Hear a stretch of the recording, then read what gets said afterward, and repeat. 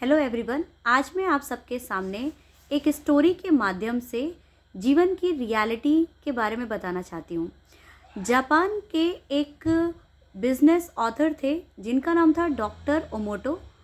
उन्होंने एक एक्सपेरिमेंट किया था। उन्होंने 3 ग्लास के बीकर्स लिए थे और उसमें उस 3 ग्लास का जो जार था उसमें चावल रखा था तीनों जार में, और तीनों जार में उन्होंने पानी भी डाल रखा था। उन्होंने क्या किया कि लगातार 30 दिनों तक तीनों जार को एक एक बात बोलती रहे। नंबर 1 जो जार था, पहला जार, उसको उन्होंने डेली थैंक यू बोला, डेली लगातार 30 दिनों तक।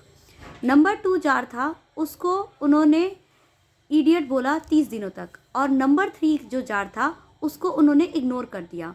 हुआ ये कि 30 दिन के बाद देखा उन्होंने कि पहला जार जो है उसमें से सीड्स जर्मिनेट हो रहे हैं, वहाँ पर वो चावल फर्मेंट हो रहा है। फर्मेंट यानी कि उसमें से एक नया जीवन भी निकल रहा है, ठीक है, वो किसी यूज़ का चीज़ हो रहा है। दूसरा वाला था, जिस जार को उन्होंने हमेशा इडियट कहा था, वो जार जो है वो पूरा काला हो गया था, उस पर चावल जितने भी थे सब काले हो गए थे। और जो तीसरा जार था जिसको डॉक्टर ओमोटो ने टोटली इग्नोर कर दिया था, उस जार में देखें तो वो चावल जो थे वो पूरा सड़ गए थे। तो उन्होंने इस एक्सपेरिमेंट के माध्यम से जीवन की वास्तविकता को बताया कि हमारे शब्द कितना ज़्यादा निर्भर करता है किसी के व्यक्तित्व के निर्माण के लिए। यानी अक्सर हम देखते हैं अपने जीवन में कि बहुत सारे पेरेंट्स या आसपास के लोग किसी बच्चे को बार बार गलत वर्ड्स यूज़ करते हैं।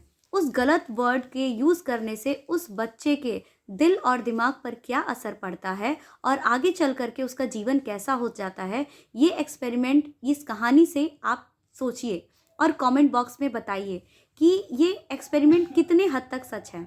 और रियलिटी यही है कि यदि हम किसी बच्चे को डेली बेसिस पे उसकी तारीफ करते हैं, उसको अप्रिशिएट करते हैं काम करने के लिए, तो डेफिनेटली उस बच्चे के अंदर एक पॉजिटिव मोटिवेशन आएगा, और पॉजिटिविटी के साथ काम करने से हमेशा रिजल्ट जो होता है वो बहुत ही अच्छा होता है। Hope you all like this video. Please like, share and subscribe. Thank you.